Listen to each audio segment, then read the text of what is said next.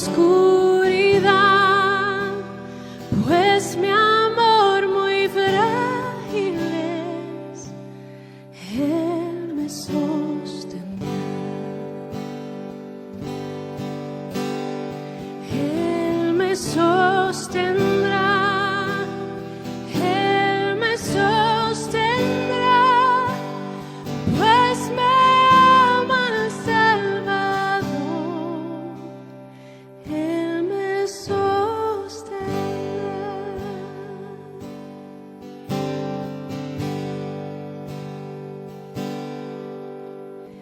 Él se goza en quien salvó, Él me sostendrá. Ante el precioso sol.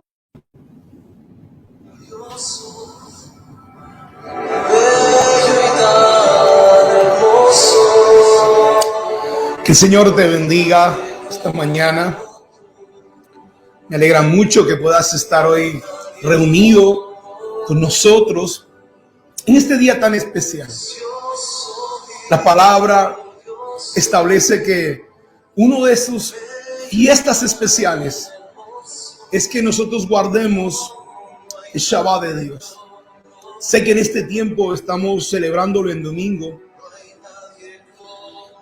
Vendrá el tiempo donde podamos guardar el tiempo de Shabbat. Yo te felicito y te bendigo por separar tu tiempo para poder conectarte con Dios, para poder oír su voz, para poder hablarle a Él.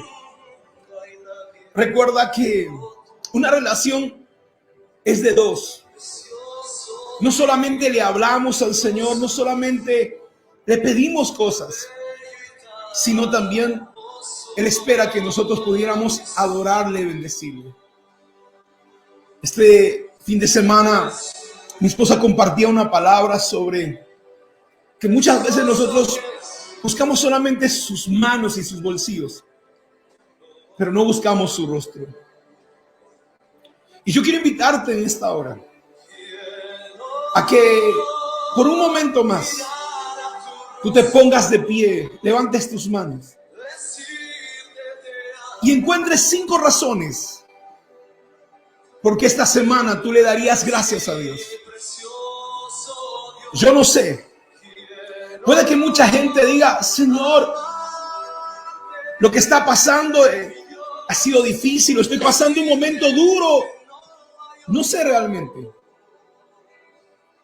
Pero yo quiero invitarte a que puedas levantar tu voz y a levantar tus manos y puedas adorar al Dios Todopoderoso. Así que toma un momento, ponte de pie una vez más y dale gracias. Encuentra una razón. Encuentra una razón para darle gracias. No sé si por la vida, por tu familia, por tu matrimonio, por tus hijos, por estar vivo en este momento, o porque Dios te escogió para que te conviertas en una bendición para mucha gente.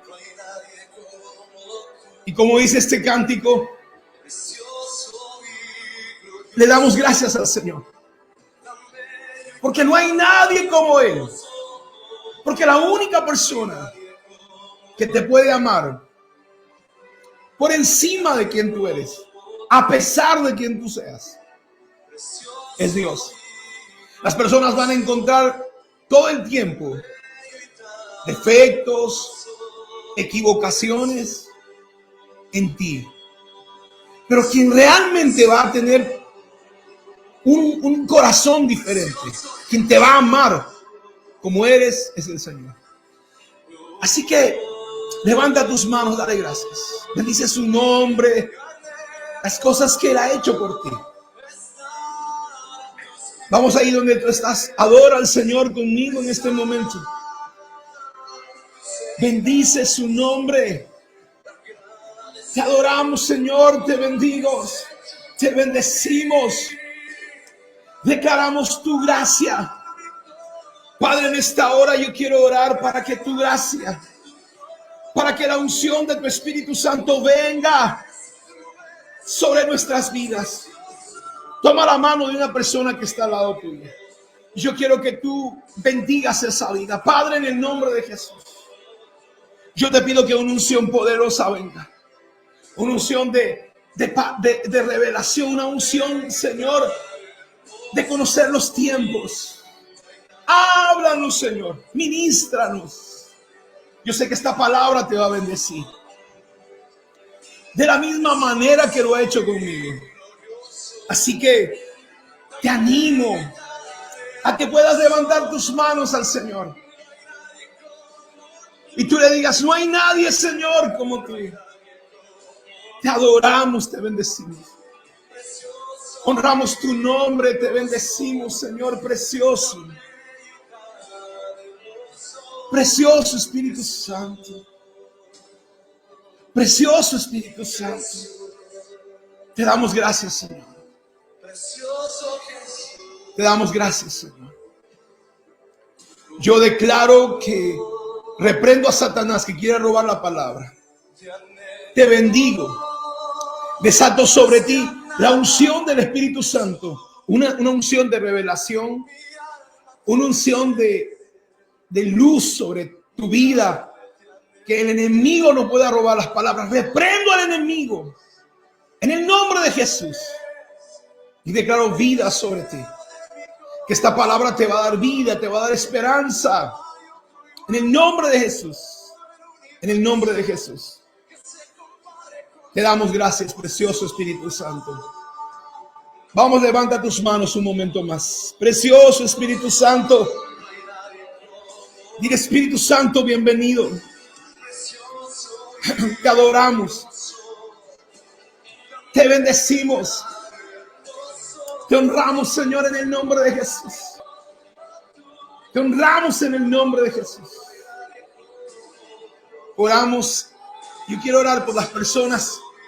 Si tú estás pasando una enfermedad, me estás viendo, alguna dolencia en tu cuerpo, déjame orar por ti. En el nombre de Jesús. Yo no sé qué estás viviendo. Puede que estés pasando un momento difícil. Tu corazón se ha llenado de tristeza por las cosas que estás viviendo. Estás como sin rumbo. Y quiero pedir al Espíritu Santo que pueda darte esperanza, darte un propósito y te pueda sanar. En el nombre de Jesús, envío una palabra de sanidad sobre ti.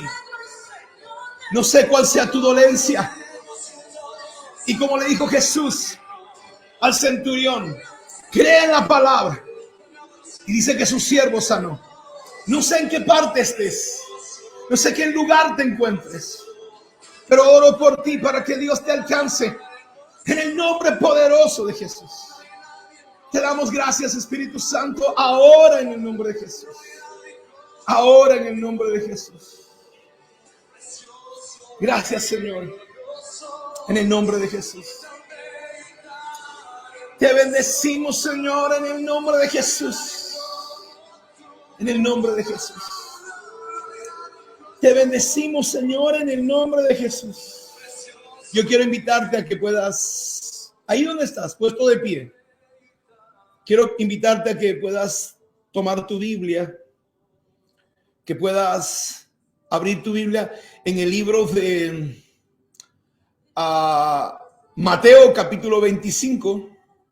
Mateo capítulo 25. No sé si lo tienes. Yo quiero invitarte a que puedas abrir tu Biblia. Mateo capítulo 25.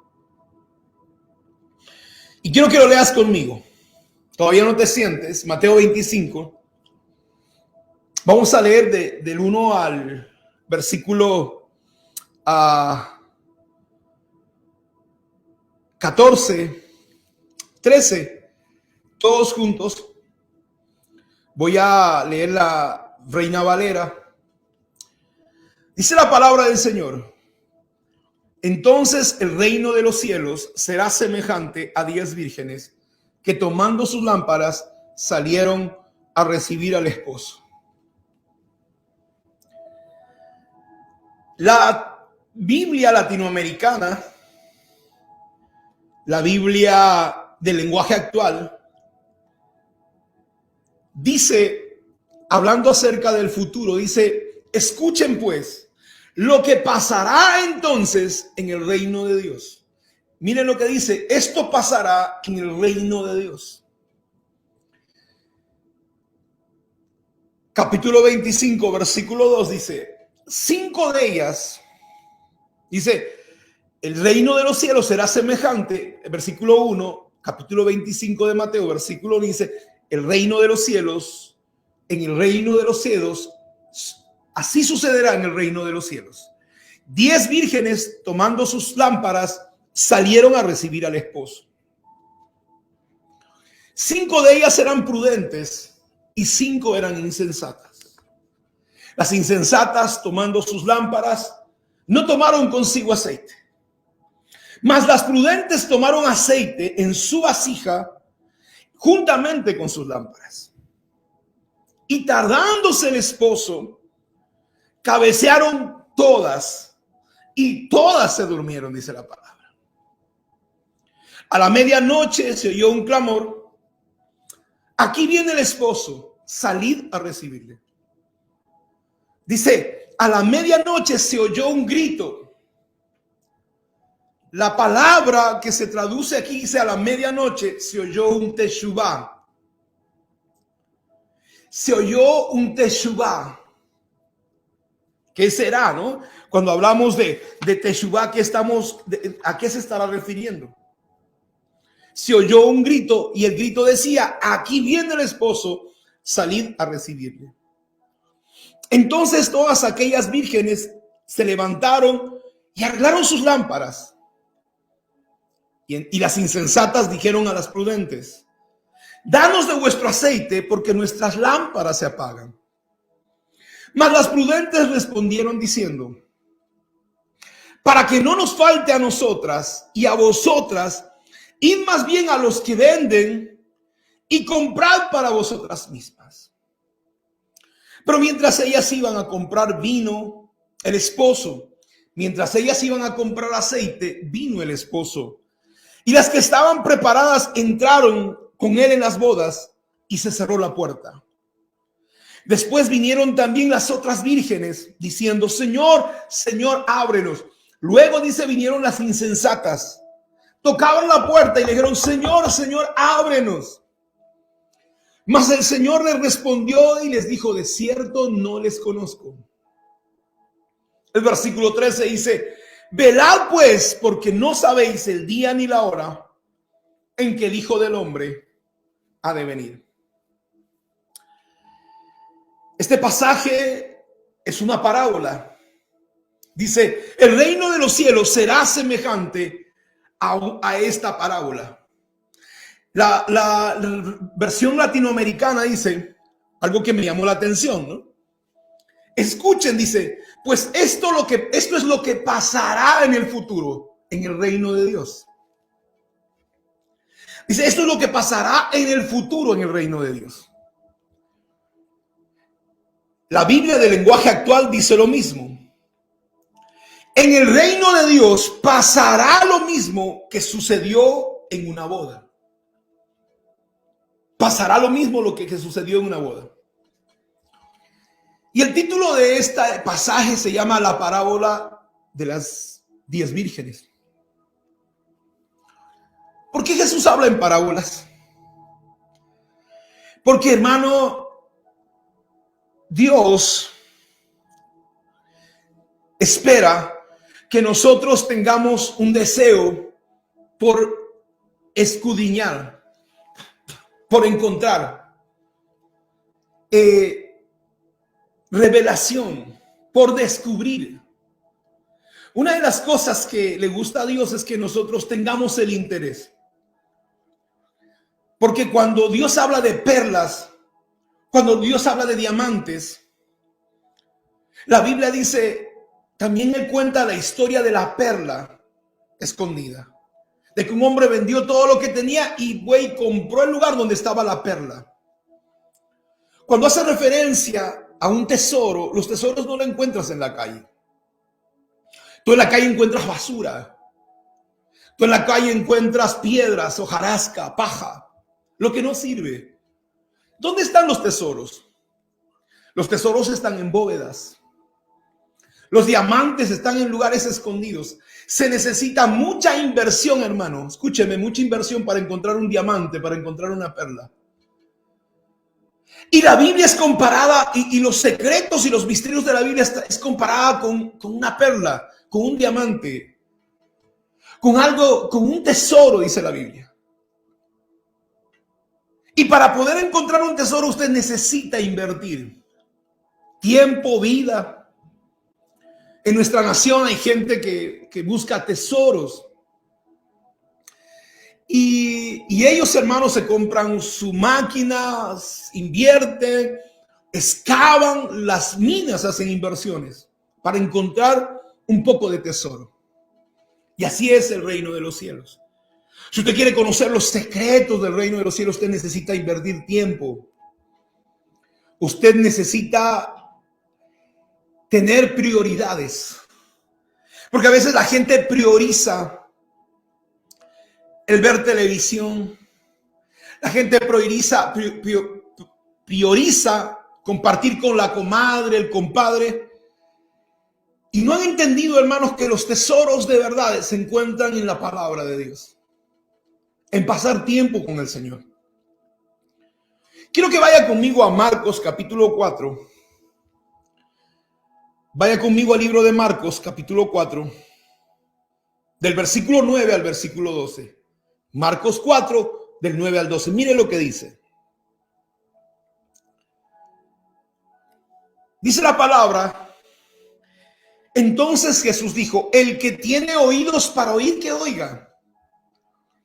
Cuando estuvo solo, los que estaban cerca de él con los 12 le preguntaron sobre la parábola.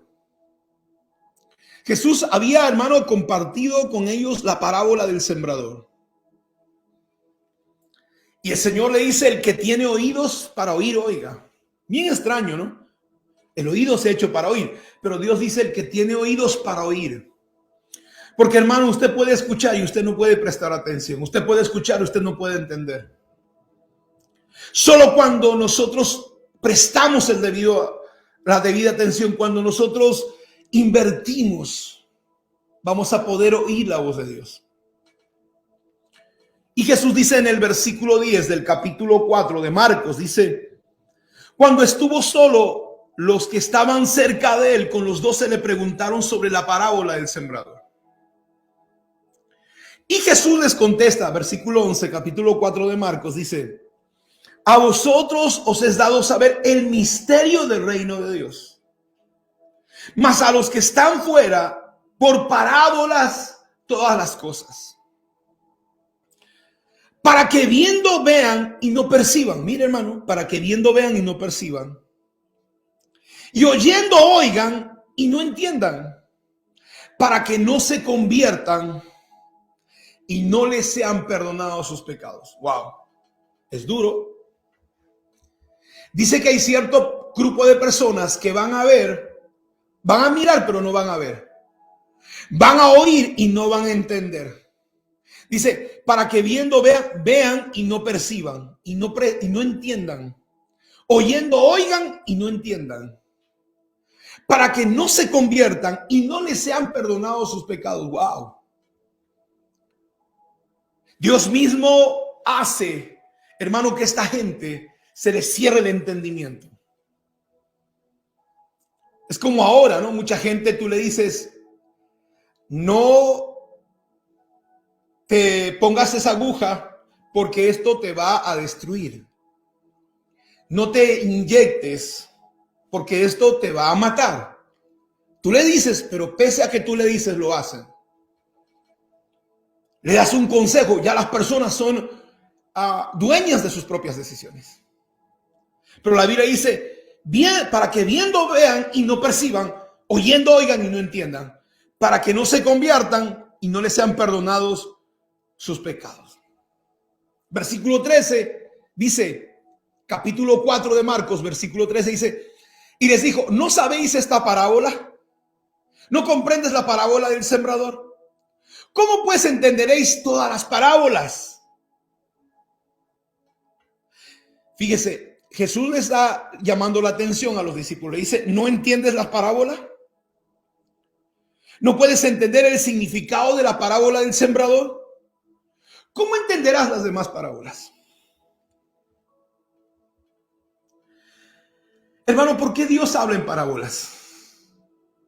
Cuando Jesús habló en parábolas, Él quería, hermano, que la gente que tuviera hambre y la sed, la gente que estaba buscando realmente los tesoros de la palabra, puedan buscar en la parábola, puedan descubrir en las parábolas misterios del reino.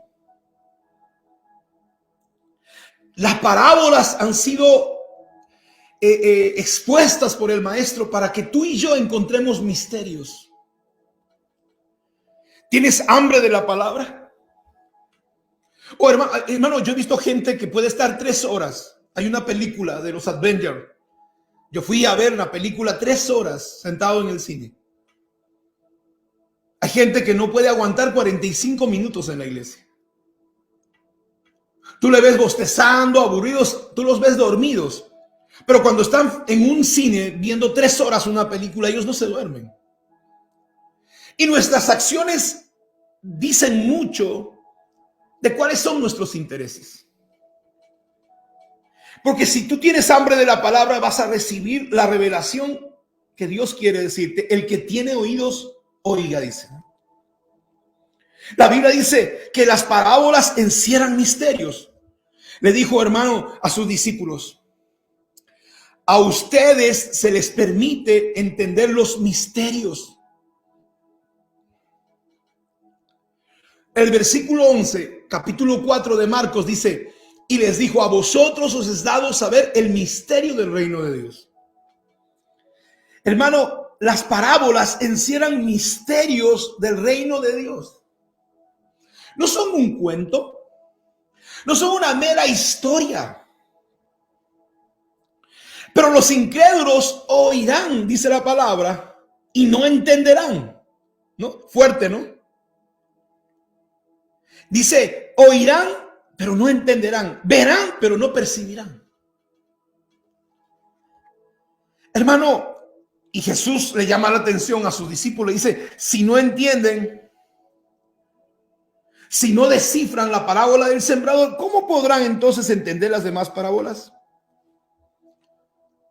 Cuando acabamos de leer capítulo 25 de Mateo, hablando de la parábola de las 10 vírgenes. Recuerde una cosa, las parábolas usan símbolos. Las parábolas usan metáforas.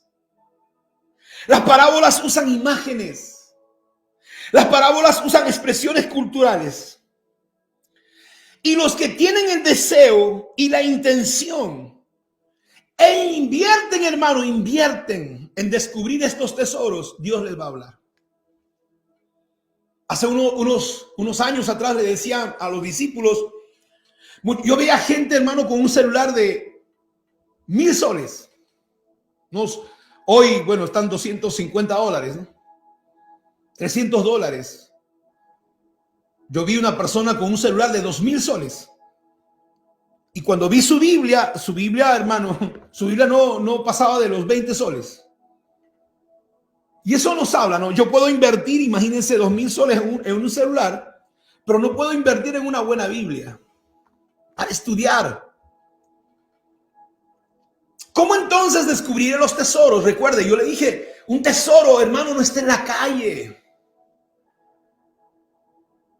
A veces yo tengo enojo cuando escucho los programas de radio.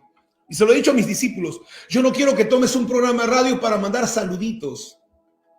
Edifica a la gente. Pero ¿cómo podrás edificar a otras personas si tú no tienes nada que dar? La Biblia dice, si tú quieres conocer los misterios, hasta los mismos apóstoles le dijo, no entiendes la parábola del sembrador. ¿Cómo entenderás las demás parábolas? Y quiero comenzar con esta palabra acerca de las 10 vírgenes, porque mi amado, ¿sabe? A mí me llama la atención esto porque estamos viviendo un tiempo difícil en el mundo. Y hoy, más que nunca, nosotros somos una iglesia profética. Tú eres lo que haces. Tú no eres lo que tú dices. Y si somos una iglesia profética, tiene que haber una manifestación profética.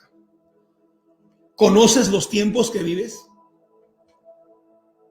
Cuando leía, hermano, he vuelto a meditar en este pasaje y otra vez el Señor me ha vuelto a hablar. Podría decir, conocemos de memoria tal vez este pasaje de las 10 vírgenes. Pero una vez más el Señor me volvió a hablar. Dice Mateo 25, vaya conmigo otra vez, versículo 1. Entonces el reino de los cielos, ¿no?, será, esto pasará en el reino de los cielos. Esto sucederá en el reino de los cielos. La traducción del lenguaje actual me gusta mucho. Dice, en el reino de Dios pasará lo mismo que sucedió en una boda. Pasará. Esto sucederá. No ha sucedido, esto vendrá a ser. En la parábola de las 10 vírgenes nosotros vamos a entender lo que Dios está queriendo decir para este tiempo a la gente. Dice la palabra, 10 vírgenes tomaron sus lámparas de aceite y salieron a recibir al novio. Yo quiero comenzar meditando acerca de la lámpara. Yo le pregunto a usted, ¿tiene una lámpara? ¿Qué es una lámpara? ¿Qué significa la lámpara? Cuando tú vas a la palabra de Dios, la lámpara era representada por la menorá. Un candelabro de 7 brazos. Y los 7 brazos representan, hermano, los 7 espíritus de Dios. Este candelabro también representa a Dios mismo. Pero cuando tú sigues estudiando la palabra, te vas a dar cuenta que nosotros tenemos que ir al tiempo en el que Jesús estaba en la tierra. Y las lámparas se usaban en las casas. Las lámparas, hermano, tenían 2 propósitos. El primero, hermano, una lámpara podría ser de barro, de arcilla o metálica, y servía para mantener el fuego. Ese fuego, hermano, que se tomaba, se guardaba, se tenía prendido todo el día y se usaba para cocinar, para preparar alimentos y para que no se apagara el fuego. Hermano, esa lámpara tenía que arder día y noche. Y lo segundo, el propósito de las lámparas era para alumbrar las habitaciones. Una lámpara se usaba para traer luz, para caminar en la oscuridad, para alumbrar una habitación, porque antes no había focos, no había luz eléctrica. Entonces la lámpara tenía 2 propósitos. Uno, mantenerse día y noche prendida para tener fuego en casa, que producía calor, para cocinar, que de eso era determinante, hermano, la vida de las personas. Y también para alumbrar el hogar, el caminar cuando venía la oscuridad. La lámpara, y la Biblia dice, quiero que vaya a Salmos 119, 105 conmigo. Vamos, yo le invito a ir a Salmos 119, 105. Vaya conmigo, Salmos 119, 105. La misma Biblia te va a dar testimonio de lo que significa una lámpara. Dice, porque tu palabra es una lámpara que alumbra mi camino. La palabra de Dios es representada como una lámpara. Dice que las vírgenes debían tener una lámpara. Sí la tenían. Ellas tal vez tenían el conocimiento de la palabra de Dios. Ahora, Antes de entrar a esta lámpara, quiero hacer un paréntesis. Hermano, ¿por qué 10 vírgenes? La Biblia dice que el número 10 nos habla de responsabilidad. Por eso hay 10 mandamientos. Pero en el pueblo judío, hermano, 10 representaba a una congregación. No se podía abrir una sinagoga, no se podía establecer una comunidad o una congregación si no era por 10 personas. El número 10 representa una congregación. El número 10, en otras palabras, representa a la iglesia. Por eso decía 10 vírgenes. Y cuando hablamos de lámparas, está representando la lámpara a la palabra de Dios. Las 10 vírgenes conocían la palabra de Dios. Ahora, la lámpara debe tener, hermano, la lámpara debería tener algo principal. Porque tú puedes tener una lámpara y no usarla. Y las lámparas eran necesarias. En las lámparas se llenaba aceite y se ponía una mecha para alumbrar. Hermano, y esa lámpara con aceite y una mecha producía luz. El aceite que estaba dentro de esa lámpara simboliza la unción del Espíritu Santo. Ahora, ¿cómo se produce ese aceite? Porque como yo le decía, las 10 vírgenes tenían su lámpara. Y tú puedes tener una lámpara y nunca usarla. ¿Sí? Porque yo conozco gente que tiene un carro y no sabe manejarlo y lo tiene estacionado en el garaje. Y lo peor de todo, nunca lo presta. Y él no toma la iniciativa de aprender a manejar. Y entonces tenemos que tener cuidado porque usted puede conocer de Biblia. Puede repetir versículos bíblicos como un lorito. Como tanta gente en el internet, ¿no? En YouTube hay gente que repite versículos bíblicos sin tener, hermano, la revelación de la palabra. Y esa gente tiene su lámpara, pero no tiene aceite dentro. En cambio, y eso va a hacer la diferencia. Porque la persona necia, porque la Biblia habla de doncellas prudentes e insensatas, vírgenes sabias y vírgenes necias. Y entonces, hermano, las lámparas necesariamente requerían de aceite. El aceite es símbolo del Espíritu Santo, de la unción del Espíritu de Dios en la vida de una persona. ¿Cómo una persona puede tener el aceite para llenar su lámpara? Y cuando vamos escudriñando, nos vamos a dar cuenta que antes el aceite no sacaban de ballenas. El aceite en Israel se obtenía de machacar, hermano, las aceitunas.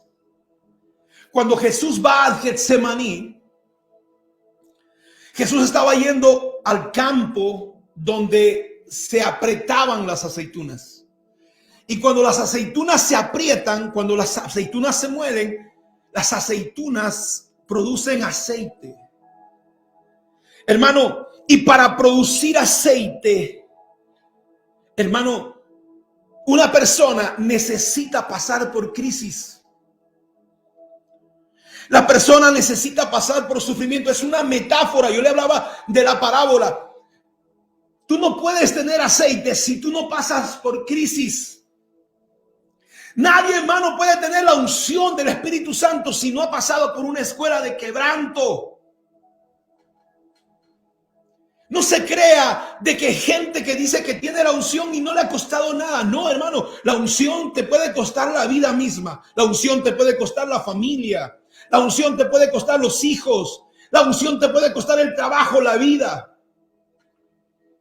Y la unción del Espíritu Santo no es para que se te paren los pelos y para que hables en lengua. La unción del Espíritu Santo viene a la persona para convertirse en un mártir por Cristo. La Biblia dice, Hechos 1:8, y recibiréis poder cuando haya venido sobre vosotros el Espíritu Santo y me seréis testigos, me seréis mártires. Por eso dice que las sensatas tenían aceite, las insensatas no tenían aceite. Y la única manera de producir aceite en la vida de una persona, la única forma, hermano, es pasar por crisis, sufrimientos, hay veces enfermedades, pobreza, aflicciones, tribulaciones. Por causa de Cristo, no porque usted se las buscó.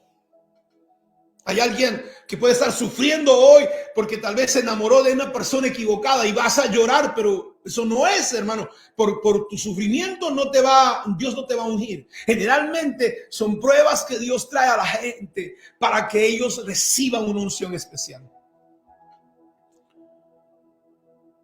Dice la palabra de Dios, hermano, que Eliseo fue ungido. Eliseo recibió la doble porción de la unción de Elías. Eliseo tuvo que dejar su trabajo. Eliseo tuvo que servir al hombre de Dios. Elías le dijo en algún momento a su discípulo, quédate aquí, no me sigas. Pero él insistió, tal vez fue ofensivo para él. Jesús, hermano, recibió en el Getsemaní el poder, la unción del Espíritu Santo. Fue rechazado por su familia. Sus propios discípulos decían que era un desperdicio honrar a Jesús. Lo abandonaron. Para que Pablo fuera ungido pasó persecución. ¿Sabe la historia de la vida de Pablo? Un día estaba yendo en un barco y de repente, hermano, el barco naufraga. A las justas él se salva, lleva a la orilla en una isla llamada Malta. Y cuando está juntando madera para calentarse y secarse de la ropa mojada que tenía, una serpiente sale y le muerde el brazo. La gente estaba esperando que Pablo se muriera. Él sacudiéndose, hermano, siguió adelante y la gente, al ver que no moría, comenzaron a adorarlo. La gente al principio dijo, ¿qué habrá hecho este hombre? Que la muerte no lo deja, casi se ahoga y ahora la serpiente lo agarra. A veces las personas creen que este camino es fácil. Y yo no quiero decirte que este camino es triste, pero sí es un camino donde va a ser probado tu corazón. Donde vas a ser llevado al Getsemaní. La única manera para que tu vida produzca aceite es siendo quebrado por la presencia de Dios. Muchas veces en el área física, en el área emocional, en el área de las finanzas, a veces en tu cuerpo mismo. Pablo oraba por los enfermos, pero él estaba enfermo. Y la gente se puede burlar de eso. Pero para quienes hemos entendido los procesos de Dios, quienes estamos en ese proceso, hemos aprendido a bajar la cabeza y aceptar la perfecta voluntad de Dios. No lo que a mí me da la gana, sino lo que Dios quiere en mi vida. Yo le decía hace un momento, tú puedes tener una lámpara y nunca usarla. ¿Quién es ese tipo de personas? Gente que conoce la Biblia, que repite versículos bíblicos como loritos, pero nunca lo ponen en práctica. Y eso hace una diferencia entre necios y sabios. La Biblia dice que estas vírgenes, 5 eran necias y 5 eran sabias. ¿Cómo se es sabio? ¿Cómo se es necio? Sabio era, la virgen que usa su lámpara, la virgen que busca el aceite, la virgen que enciende la luz para que otros vean, para que él no tropiece. Sabio es la persona que no vive en oscuridad, conociendo la palabra de Dios. Necio es el que, teniendo una lámpara, nunca la enciende. Le da miedo producir aceite para su lámpara. Huye del Getsemaní, del camino del proceso de Dios. ¿Qué estás haciendo con tu lámpara? Porque las 10 vírgenes somos tú y yo parte de esa congregación, de ese grupo de personas.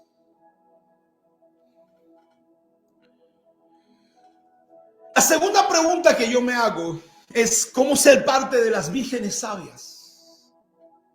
Cómo yo me convierto en un hombre, una mujer sabio.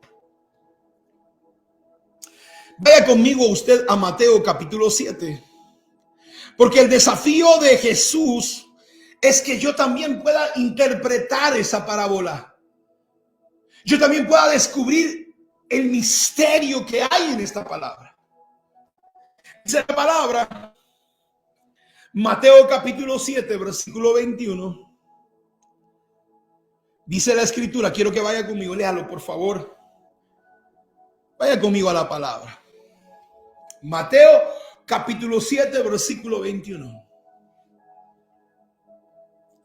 Dice la Biblia, no todo aquel que me dice Señor, Señor, entrará en el reino de los cielos, sino el que hace la voluntad de mi Padre que está en los cielos. Muchos me dirán en aquel día, Señor, ¿no profetizamos en tu nombre? En tu nombre echamos fuera demonios y en tu nombre hicimos muchos milagros. Entonces les declararé, nunca os conocí, apártense de mí, hacedores de maldad. Wow, qué fuerte. Versículo 24 dice, cualquiera pues que oye estas palabras y las hace, que oye mis palabras y las hace, le compararé a un hombre prudente que edificó su casa sobre la roca. Le compararé a un hombre sabio que edificó su vida, su casa sobre la roca. Descendió la lluvia, vinieron vientos, soplaron vientos, vinieron ríos, golpearon contra aquella casa y no cayó porque estaba fundada sobre la roca. Pero cualquiera que me oye estas palabras y no las hace, le compararé a un hombre insensato, necio, que edificó su casa sobre la arena. Descendió la lluvia, vinieron ríos, soplaron vientos y dieron con ímpetu contra aquella casa y cayó la casa. Y dice, y fue grande su ruina. Dice, hermano, el necio construyó, pero en la arena. Y fue grande su ruina, dice la Biblia. Descendió lluvia, vinieron vientos, soplaron vientos, dieron con ímpetu contra la casa, versículo 27, y la casa cayó y fue grande su ruina. ¿Quién es un sabio? Hermano, quiero hacerlo sencillo. La Biblia dice, la sabiduría es el temor de Jehová, y la gente a veces no lo entiende. ¿Sabe qué es un sabio? Sencillo. Un sabio es la persona que pone en práctica todo el conocimiento de la palabra de Dios. Sencillo. Sabio es la persona que pone en práctica el conocimiento que tiene de la palabra de Dios. Ahora, para poder en práctica la palabra de Dios, tienes que saber la palabra de Dios. Yo te pregunto, ¿conoces los 10 mandamientos? ¿Cómo si tú no conoces los 10 mandamientos vas a poner en práctica? ¿Conoces los 10 mandamientos? Sabio la persona que, hermano, procura, que es diligente para conocer la palabra y para ponerla en práctica. Porque si tú no conoces, ¿qué vas a poner en práctica? Sencillo. Sabio es la persona que es diligente en conocer la palabra de Dios y ponerla en práctica. ¿Quién es un necio?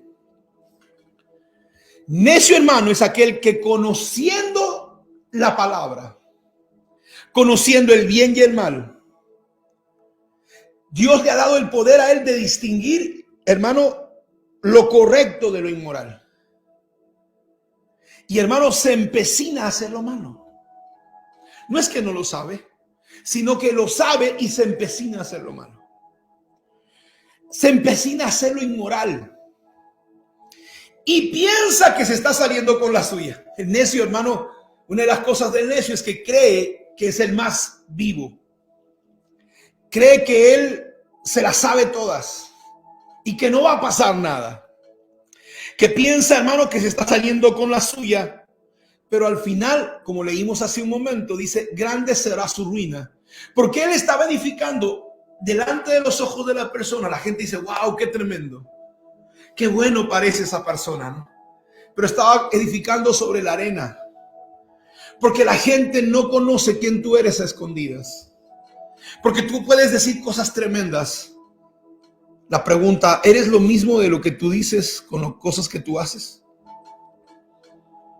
Hermano, el hombre necio que piensa que se está saliendo con la suya, al final tendrá que lidiar con las consecuencias de sus acciones.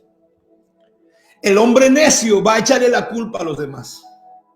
Siempre va a decir, no, mis padres no me dieron la oportunidad. No, la sociedad me tiene así. La culpa de los ricos que soy pobre. El mensaje que tenemos hoy en nuestro país. Una persona que no decidió salir adelante.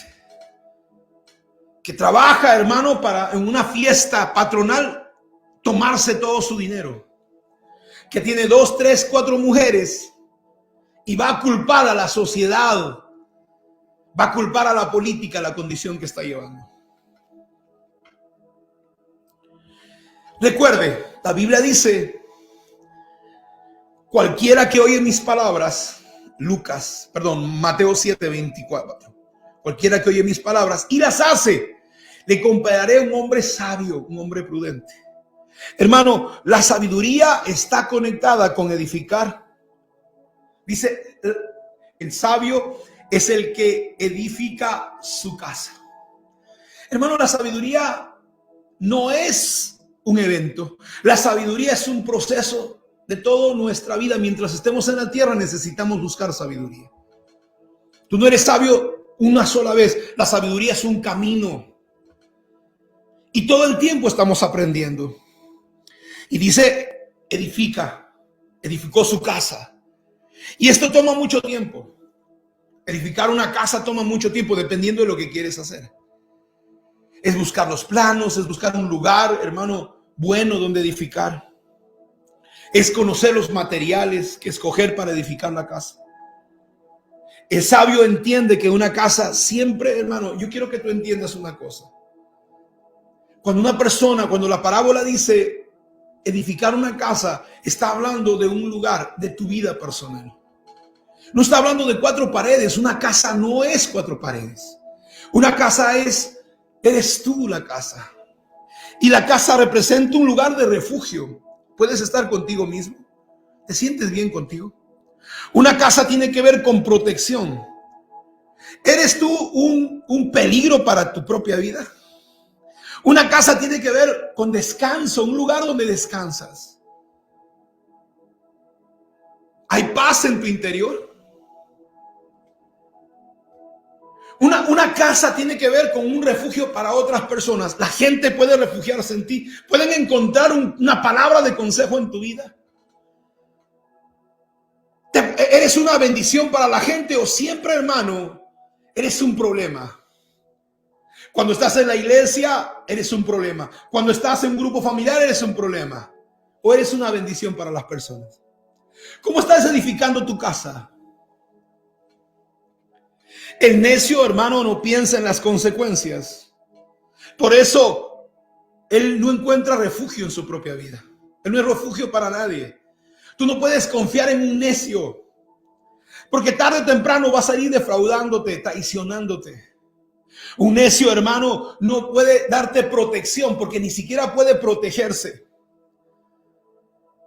No puede dejar el alcohol, el cigarro, las drogas, la pornografía. No puede. Él no puede protegerse a sí mismo. Podrá protegerte a ti. Él no tiene paz en su vida, el necio. Podrá darte paz a ti o te traerá problemas. Dice la palabra, la mitad, hermano, de la congregación dice que eran necias. Tenían lámparas. No estaban dispuestas a pasar por un proceso de quebrantamiento para producir aceite. Tenían lámparas, conocían la Biblia, dicen amén, aleluya, hasta hablan en lenguas. Pero no están dispuestos a llenar aceite en su vasija. El sabio, mi amado, no es un hombre simple. Entiende que su casa es su vida. Por eso él edifica sobre la roca. Viene lluvia, vendrán ríos torrenciales que se desbordarán, verán vientos huracanados, hermano, con fuerza contra su casa.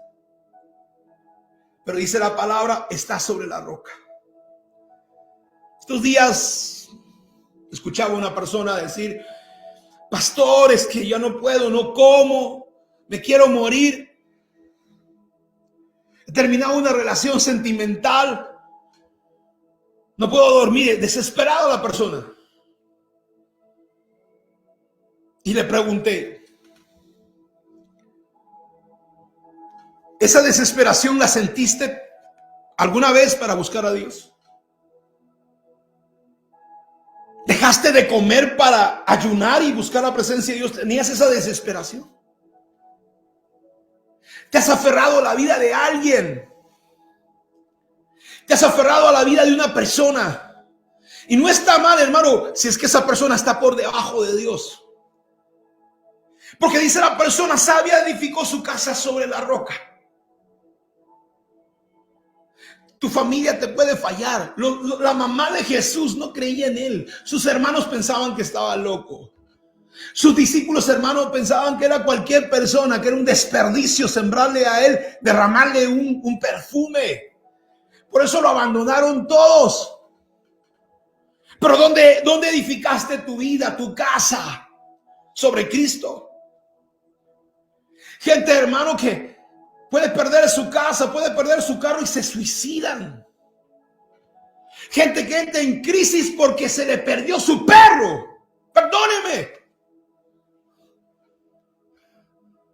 Gente que entra en depresión porque se le perdió su perro. Sobre tu perro estaba edificada tu vida. Perdóname. La noviecita, el noviecito te dijo que no y quieres morirte. ¿Alguna vez tuviste esa desesperación por Dios? Dijiste: Señor, si no me contestas, yo no como hasta que tú me hables. Vinieron ríos, soplaron vientos, vinieron lluvias. Pero el sabio, hermano, sabía que el golpe iba a venir. Por eso edificó su casa en el Señor. El sabio edificó su casa en Cristo. Se enfermó el sabio. Y no dijo: yo voy a la iglesia, yo sirvo a Dios y estoy mal. Mira, Señor, cómo me tienes. Eliseo, uno de los profetas más ungidos de la Biblia, murió de la enfermedad que tenía. Su fe estaba en Cristo, no en lo que estaba mirando. El necio, hermano, su confianza estaba puesta en su dinero, en sus posesiones, en sus títulos profesionales. No está mal, estudia si tienes que estudiar, termina la carrera. No está mal que quieras casarte, cásate.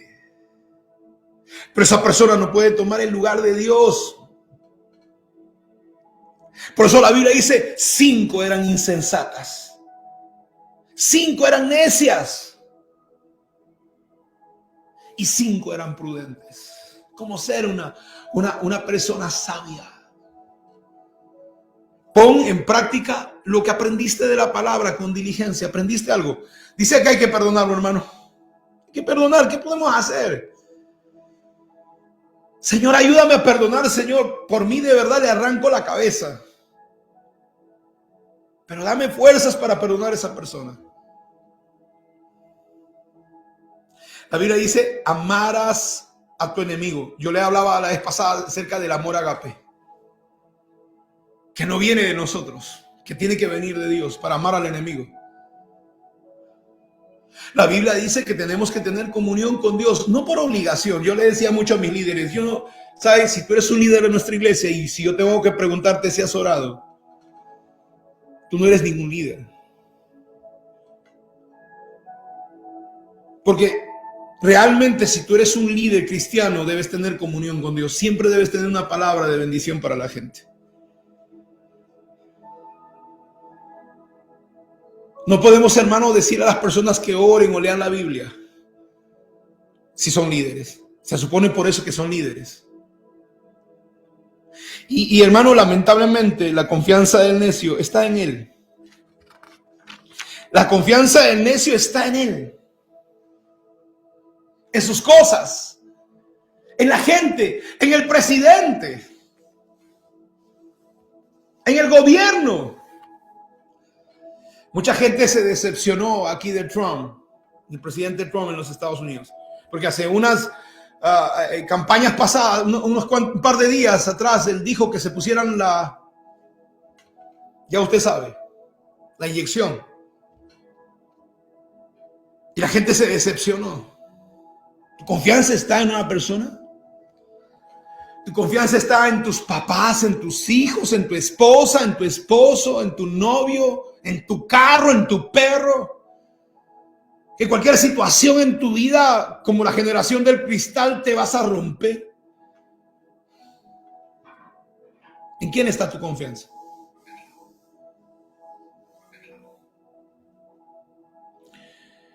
¿Sabe? Quiero compartirle, dice la palabra, que volvamos a Mateo capítulo 25. Vaya conmigo una vez más. Mateo 25:1. Dice, el reino de los cielos será como 10 vírgenes. Y yo quiero ponerlo en contexto, hermano. ¿Por qué 10? Esta parábola Dios Jesús la comparte con sus discípulos para que ellos encuentren un misterio, un tesoro de la Biblia. En el pueblo judío,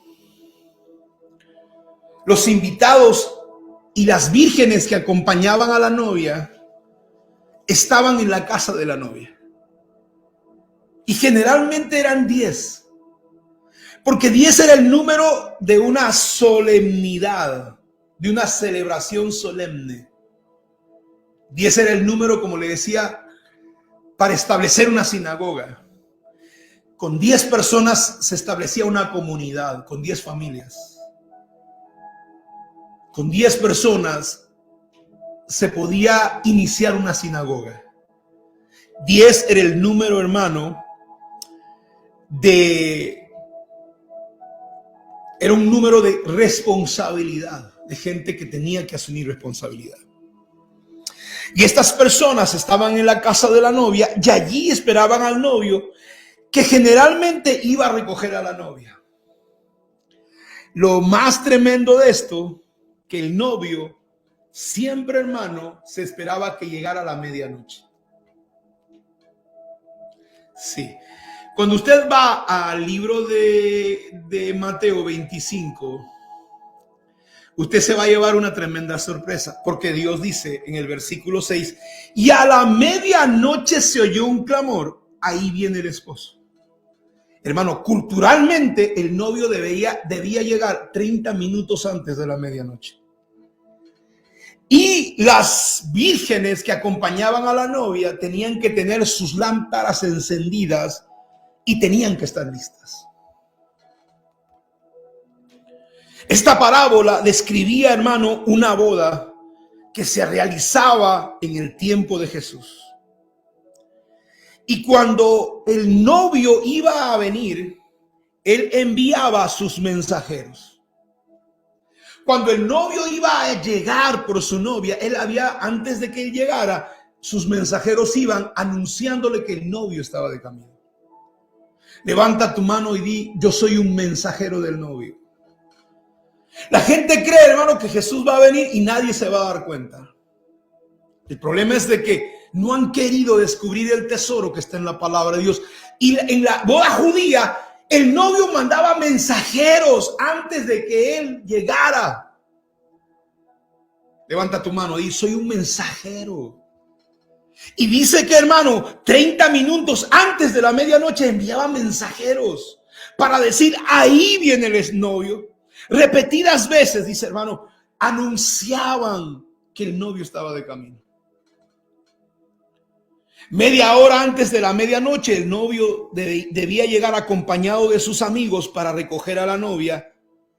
¿Y qué hacía? La recogía la novia y la llevaba a la casa de su padre. Hermano, la llevaba a la casa de su padre y las vírgenes con sus lámparas le abrían el camino. Le alumbraban el camino para que el novio llegara. Para que el novio en procesión llevara a la novia a la casa de su padre, donde se iba a realizar la fiesta de bodas, la ceremonia y donde iba a haber un agasajo. Jesús, el novio, viene por su novia y, hermano, y la va a llevar a la casa de su padre para celebrar las bodas. Eso es lo que estaba diciendo el Señor. Hermano, mientras la medianoche llegaba, mire lo que dice, vaya la palabra conmigo. Y a la medianoche se oyó un clamor. Aquí viene el esposo, salida a recibirle. Mateo 25:6. Y a la medianoche se oyó un clamor. ¿Y por qué dice medianoche? Porque, hermano, así era en la boda, en el tiempo de Jesús, en el pueblo judío. Ahora, la medianoche, hermano, era un momento que anunciaba el día siguiente. En la medianoche es un tiempo indeterminado. Y la palabra dice, se oyó un grito. Cuando ves las otras versiones dice, se oyó un clamor, se oyó un terúa. Y el título de esta prédica se llama la parábola de las 10 vírgenes, también denominada la fiesta de las trompetas o la fiesta de Yom Teruah. La fiesta, hermano, del grito, del anuncio. Porque, hermano, esta palabra, la palabra Teruah, está conectada a una palabra que tiene que ver con Teshuvah, que Dios nos está invitando a prepararnos para la venida del novio, a prepararnos para recibir al Mesías que viene por nosotros. Y yo voy a hacer un paréntesis porque Teshuvah es arrepentimiento. Y en el griego arrepentimiento es metanoia. Pero, hermano, cuando tú profundizas el hebreo, tiene 9 significados. No lo voy a tomar ahora, pero le voy a compartir. El arrepentimiento o la palabra prepararse tiene que ver con regresar a Dios, con preparar el camino del Mesías, con mirarse en un espejo, hermano, para cambiar lo que está mal. Tiene que ver con reconocer nuestras equivocaciones y nuestros pecados. Tiene que ver con guardar los mandamientos del Señor. La palabra prepararse está conectada a la palabra Teshuvah, que es arrepentirse. Que tiene que ver con ejercer presión, hermano, sobre la naturaleza humana. Fíjese, antes yo le hablé del aceite, de la aceituna, que, hermano, tiene que ejercer una prensa sobre la aceituna para que produzca aceite. Está conectada con esa palabra. La palabra prepararse está conectada con la palabra Teshuvah, que tiene que ver, hermano, con separarnos, con ser santos, con limpiarnos, con ponernos. Fíjese, la palabra Teshuvah tiene que ver con ponernos sobre la roca. La palabra Teshuvah tiene que ver con levantar un altar de adoración, levantar ofrendas a Dios.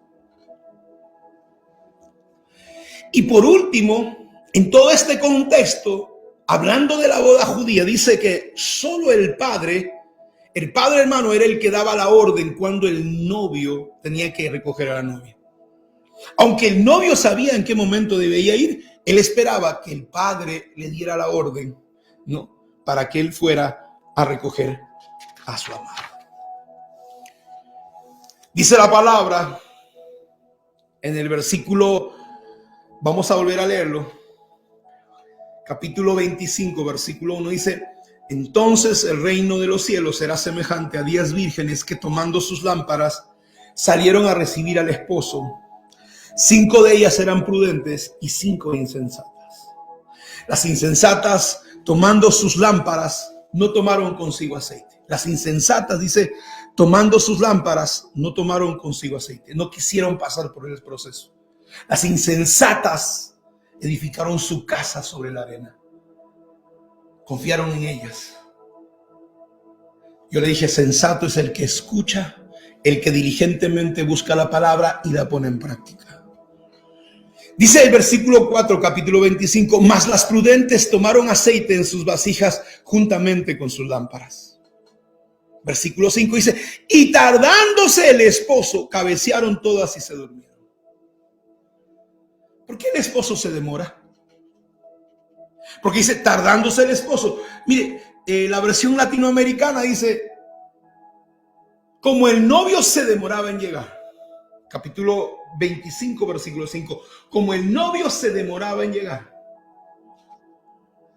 La Biblia de la traducción actual dice, como el novio tardó mucho en llegar. La traducción viviente dice, como el novio se demoró, a todas les dio sueño y se durmieron. Yo le hago una pregunta, ¿Dios llega tarde? Porque aquí dice que el novio se demoró. La pregunta es, ¿Dios llegará tarde? ¿O qué cosa nos está queriendo decir? Volvemos otra vez, ¿no? ¿Qué misterio hay en este pasaje de la palabra? ¿Sabe por qué se demoraban? Un novio se demoraba cuando tenía que recoger a la novia. ¿Sabe qué cosa representaba eso? Por eso tenemos que buscar el tesoro. Estaba revisando esto y la demora del novio tenía un significado profundo. Cuando el novio no se demoraba, el mensaje era que la novia no tenía mucho valor.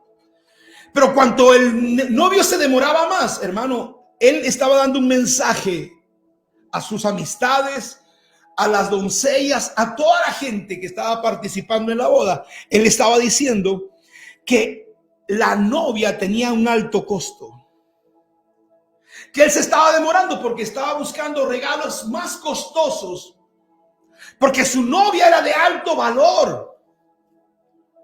Mucha gente dice, Cristo viene y no ha venido. Y no es que Dios se ha demorado, sino, hermano, Él está considerando que nosotros tenemos un alto valor. El mensaje está diciendo, vales mucho para mí. Por eso estoy deteniendo mi venida para traerte mejores regalos.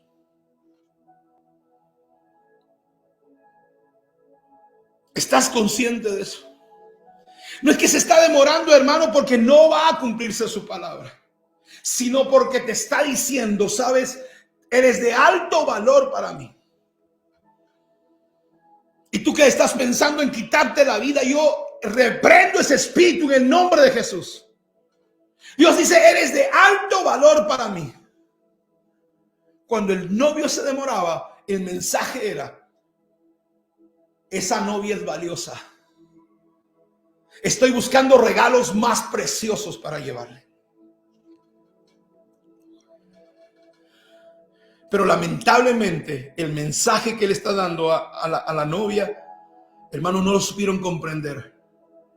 Dice la palabra, como el novio se demoró, a todas les dio sueño y se durmieron. ¿Qué significaba dormirse? Hermano, en un evento tan importante, yo le pregunto, si usted está esperando a alguien, ¿se dormiría? No sé si usted está enamorado alguna vez. ¿Usted lo han dejado plantado alguna vez? Nunca. Los que nos hemos enamorado, hermano, estábamos antes de la hora en la cita. Antes de la hora estábamos en la cita. Y llegaba la hora y no aparecía la persona y nos poníamos más nerviosos. Pasaban 10 minutos y decimos, ¿qué tal le ha pasado algo? No, nosotros nos decimos, no, ya me voy. No, a mí nadie me hace esperar. Cuando una persona hace eso, hermano, no lo ama usted. La persona que ama espera. 10 minutos, 15 minutos, 20 minutos, media hora, 1 hora, 2 horas. Y si no llega, yo voy a buscar a esa persona y le voy a pedir una explicación. Pero dice que, hermano, las vírgenes se durmieron. ¿Cuál es el mensaje de dormirse? Porque el novio estaba demorándose. El mensaje era de que tú eres valiosa para mí, pero tú me estás diciendo a mí, con dormirte me estás diciendo que a ti no te importa. Eres indiferente a lo que yo estoy pensando acerca de ti. Eres insensible, eres descuidada. ¿Sabe? Efesios capítulo 5, quiero que vaya a Efesios. ¿Qué habla la Biblia acerca de dormir? Miren lo que dice la palabra, Efesios 5. Con esto yo quiero concluir.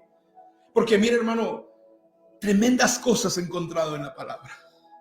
Yo le decía el otro día a los líderes, la gente decía, pastor, que el Espíritu Santo, que Pentecostés es la presencia de Dios, el bautismo del Espíritu Santo. ¿Sabe para qué viene el Espíritu Santo? Cuando realmente una persona tiene, hermano, el toque de la presencia de Dios, cuando tiene hambre y sed de la palabra. El Espíritu viene para conocer más a Dios. No es para temblar ni para caerse. Yo lo he visto eso en la gente. Efesios capítulo 5, versículo 14. Mire, vaya conmigo. Mire lo que dice.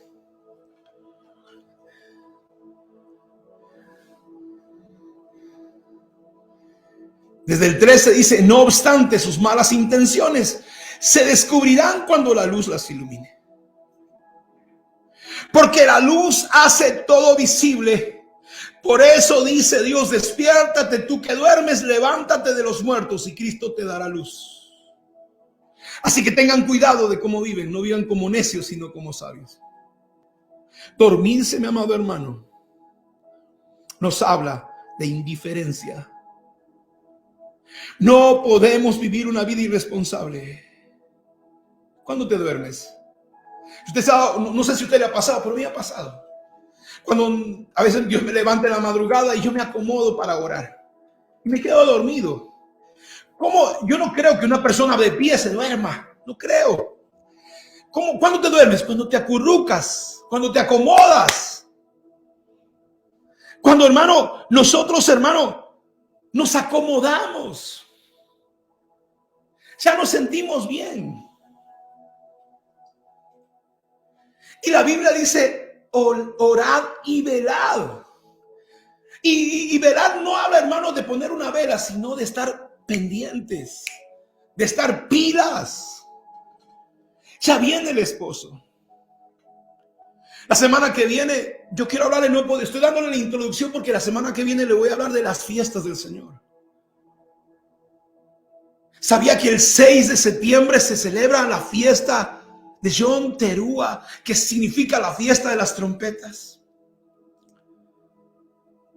La gente cree que, hermano, piensan que esta fiesta es cualquier cosa, es judaizar. Mucha gente piensa que cuando nosotros queremos celebrar la fiesta estamos queriendo judaizar, y no es así. La fiesta de las trompetas representa, hermano, uno de sus nombres de esta fiesta es el día y la hora que nadie sabe. Usted ha escuchado esa palabra que dice que el Señor vendrá en el día y la hora que nadie conoce. Y nadie sabe el momento, porque no sabe en qué momento aparece la luna. Por eso que la fiesta se extiende de 2 días. Porque no se sabe en qué momento aparecerá la luna. Y la fiesta es una reunión con el Señor. Y vamos a ver la próxima semana cómo esta fiesta, hermano, en una fiesta de Yom Teruah, sucederá lo que muchos cristianos esperamos, a lo que han denominado el arrebatamiento. ¿Te has dormido? La Biblia dice que las 10 se durmieron. Y se duerme la persona indiferente. Se duerme la gente y dice, no pasa nada. Se duerme la gente que se acomodó, que se abrigó, que no tiene que no tiene, hermano, preocupación, que no tiene carga por las cosas de Dios. Septiembre es un mes donde viene fiesta de trompetas, fiesta del perdón, del arrepentimiento. Después de fiesta de trompetas, 10 días después viene la fiesta del arrepentimiento. Luego viene, hermano, la fiesta de tabernáculos de 7 días. Y todo va a suceder en el mes de septiembre. Prepárese, porque vienen momentos que van a venir acontecimientos en el mes de septiembre. Porque, hermano, esta fiesta son 2 puertas abiertas. O esta fiesta te trae bendición, o esta fiesta va a traer juicio. ¿El juicio es para recompensa o el juicio es para castigo, para maldición? Y no le digo, hermano, como profeta va a pasar, no, porque esta fiesta son portales que se abran. Son portales donde Dios, hermano, va a traer sobre la tierra su palabra, para bendición o para juicio. Y yo le voy a decir algo. Una de las cosas que usted va a ver es el fallecimiento de mucha gente, sean cristianos, pastores. Van a haber acontecimientos todo el mes de septiembre difíciles. Prepárese. Las vírgenes se durmieron porque se acomodaron, porque fueron indiferentes. Porque como, hermano, están hermano, a punto de que el novio llegara. ¿Cómo te vas a dormir? Vuelvo y le repito, estuve enamorado alguna vez. A veces uno no duerme, sabiendo que al día siguiente tiene la cita, pensándose qué se va a poner, qué va a hacer, cómo va a hablar. Pero cuando, como el fariseo, ¿no? Que Jesús vino a su casa y dijo, bueno, siéntate por ahí. Y cuando la mujer pecadora le derramó el aceite, dijo, se atrevió a juzgar a esa mujer. Dijo, a Jesús, dijo, si Jesús fuera un profeta, se daría cuenta qué mujer le toca. Te acomodaste, te dio indiferencia a las cosas de Dios. No he venido a juzgarte, quiero orar por ti. El último domingo de septiembre, nosotros vamos a levantar una ofrenda. El último domingo de septiembre, el domingo 26 de septiembre, vamos a levantar una ofrenda. ¿Por qué? Hay 3 cosas, hermano, que usted no puede hacer, que usted no puede hacer en este tiempo de fiesta. 1, ser indiferente. 2, usted no puede acomodarse en esta circunstancia. Y 3, no puede ir con las manos vacías delante de la presencia de Dios. El día 26 vamos a levantar una ofrenda a Dios. Vamos a comprar un instrumento musical. El costo de un solo instrumento es como $3,000. A nuestro cambio estamos hablando de 12,000 soles. Y yo te invito a que tú levantes una ofrenda. Hay mucha gente que ha dejado hace mucho tiempo de diezmar. Y sabe que uno de los mandamientos dice, no robarás. No solamente a tu hermano. Habla también de las cosas de Dios. Vamos a levantar una ofrenda por fiesta de trompetas, por fiesta de perdón y por la fiesta de tabernáculos el día 26. Y desde el día 21 hasta el día 28, que es fiesta de tabernáculos, va a haber cada noche, va a haber, le hemos llamado la escuela vamos a tener un seminario. La revelación del Padre se llama el seminario. Porque debemos entender, hermano, que en este tiempo Dios quiere llevarnos a Jesús. Jesús quiere llevarnos al Padre. La gente ha perdido la perspectiva de quién es el Padre. Y yo te invito a que desde el día 21 de septiembre hasta el día 28, cada noche, vayas a la casa del Señor y recibas una palabra en este seminario que se ha denominado la revelación del Padre. Estás dormido en una fiesta de trompetas Dios levantará a su pueblo en arrebatamiento. En una fiesta de trompetas, Dios levantará a su pueblo en el arrebatamiento. Quiero decirte algo. Pastor, ¿será este 6 de septiembre? No. Porque la Biblia dice, demorándose el esposo.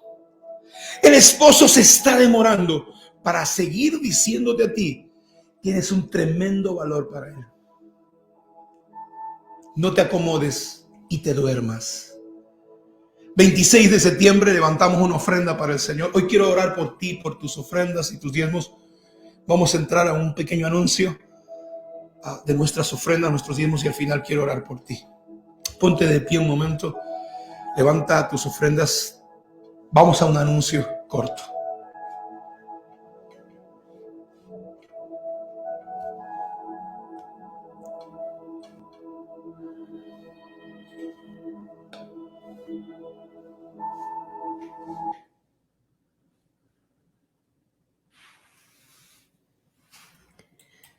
Su palabra dice en el libro de Proverbios, honra a Jehová con todos tus bienes y con la primicia de todos tus frutos, y serán llenos tus graneros con abundancia y tus lagares rebosarán de mosto. Esta es la palabra que el Señor nos ha dado y es una promesa tremenda. Entonces, en este tiempo el llamado es a que nosotros honremos al Señor con la primicia de toda nuestra labor, con todo lo que recibimos de parte de Él. Y es importante que usted lo pueda traer a la casa del Señor como una honra y un reconocimiento al Dios a quien usted sirve y por quien vive. Este es un tiempo de entender que toda semilla puesta en correcto terreno, en una buena tierra, siempre va a dar su fruto, que el Eterno va a tener en consideración tu honra hacia Él y tu obediencia. Por eso es tiempo, mi amado, de que sembremos. La mies es mucha y los obreros pocos. Cuando traemos a la casa del Señor lo que el Señor le corresponde y hay abundancia en la casa del Señor, el Señor te bendice. La ofrenda es una manera como nosotros hacemos que el evangelio corra, como mantenemos la iglesia funcionando. Pero sepa usted que por encima de eso está el hecho de que usted y yo honramos al Dios eterno. Quiero orar por tus diezmos, por tus ofrendas en esta hora. Quiero que recuerdes esta palabra. La diferencia entre una virgen sabia, una iglesia sabia y una iglesia necia es obedecer la palabra. La palabra del Señor dice, traed vuestros diezmos y vuestras ofrendas a la casa, y yo abriré las ventanas de los cielos y te bendeciré hasta que sobreabunde. Así que pon en práctica la palabra, obedécela, y estarás edificando tu vida sobre la roca que es Cristo.